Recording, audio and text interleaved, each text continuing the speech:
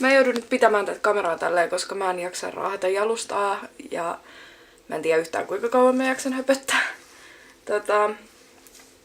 Mä en oo tehnyt tosi pitkään aikaa videota, mä tiedän. Mä oon hyvin pahoillani siitä. Mulla on ollut ihan älyttömästi kaikkea. Ja ei mulla ehkä ollut välillä niin voimiakaan tuhlata niin sanotusti siihen, mutta nyt mä haluan tehdä teille tämmösen videon. Ai mun kädet väsyy. Tää kamera painaa ihan hulluna. Miksi meidän kamerat painaa näin? Kuten useimmat tietää, mä oon raskaana. Mä saadaan Matiaksen kanssa piikkunen vauva, jonka sukupuolta ei julkisesti kerrota vielä. Ja mun laskettu aika on siis 15.4. eli huhtikuussa. Mä en osaa suomeksi kuukausia, mutta siis 15. huhtikuuta. Ja nyt on 29 plus 2.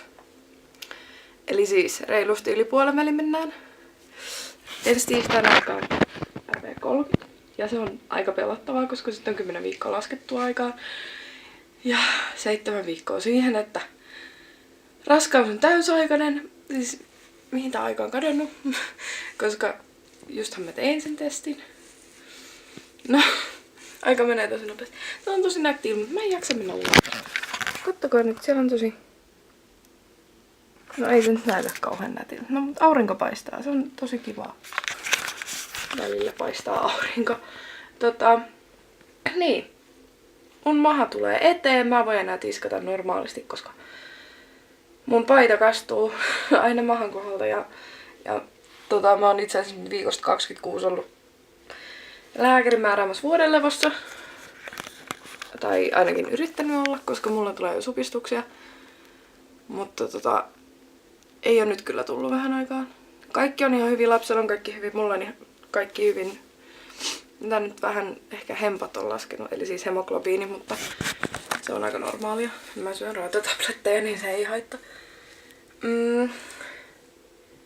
Se minkä takia mulla on myös ollut kiire on se, että me ollaan etitty asuntoa ja nyt me saatiin semmonen tosi iso kaksio. Me muutetaan toiselle puolelle Helsinkiin. Meillä on muutto sunnuntaina. Ja nyt on siis tosiaan torstai ja meillä on tosi paljon pakkaamatta ja siis Matias on päivät töissä.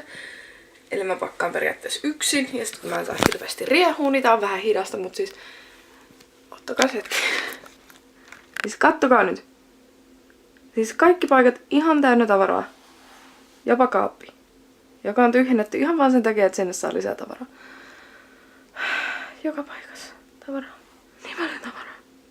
Niin paljon pahvilaatikoita. Siis, mä oon ihan innoissani siitä muutosta. Se kämppä on ihan täydellinen. Mä tuun varmaan tekemään siitä jonkun videon sitten, kun me ollaan asetuttu sinne ja ostettu varmaan kaikki valmiiksi myös vauvalle. Eli siis pinnasänky ja vaunut ja hoitopöytä meiltä nyt puuttuu. Muuten on kaikki. Ja nekin varmaan tulee nyt tässä lähiaikoina, että ei silleen. Vähän ehkä tulee kiire taas. Vaikka luulin, että ei tulisi, kun mä oon ollut silleen nyt lähimmät 12 viikkoa. Että vois ruveta ostaa, mutta sit se on vähän jäänyt. Mut ei kai silleen. Ja mitäs muuta? Niin, no me muutetaan. Siinä menee tosi paljon aikaa. Matias on töissä, siihen menee tosi paljon aikaa. Kaikkeen menee tosi paljon aikaa. Meillä on neuvola ensi tiistaina taas. Ei, itse asiassa meillä on maanantaina jo. Ja sitten keskiviikkona on perhevalmennus, johon me ehkä toivottavasti päästäisiin tällä kerralla. Viimeksi me nukuttiin. Ja... mitä muuta? Lapsi kasvaa hyvin, maha on tosi iso, mutta mun paino ei nouse. Mikä on ihan positiivista. Ja sitten mulla on rastoja nykyään, jotka on nyt ihan takussa. Kävin siis eilen suihkussa, niin ne on nyt taas ihan takut. Mä en oo ihan kaikki hiuksia vielä rastottanut. Niin se näyttää tosi tyhmältä, jos ei mulla pipoa päässä. Mitähän muuta? Mä varmaan teen jonkun videon sit kun me ollaan muutettu niin paremmin ja todennäköisesti me tehdään... Tai mä toivon, että me tehdään Matiaksen kanssa joku video, koska mulla on pari ideaa ja ne olisi tosi kiva toteuttaa. Mut sit meillä on ainakin enemmän tilaa, kun me muutetaan, että sit meillä on melkein 64. Ja se on kyllä tosi hyvä. Mitä muuta? Oliko jotain vielä? Ei oikeastaan muuta.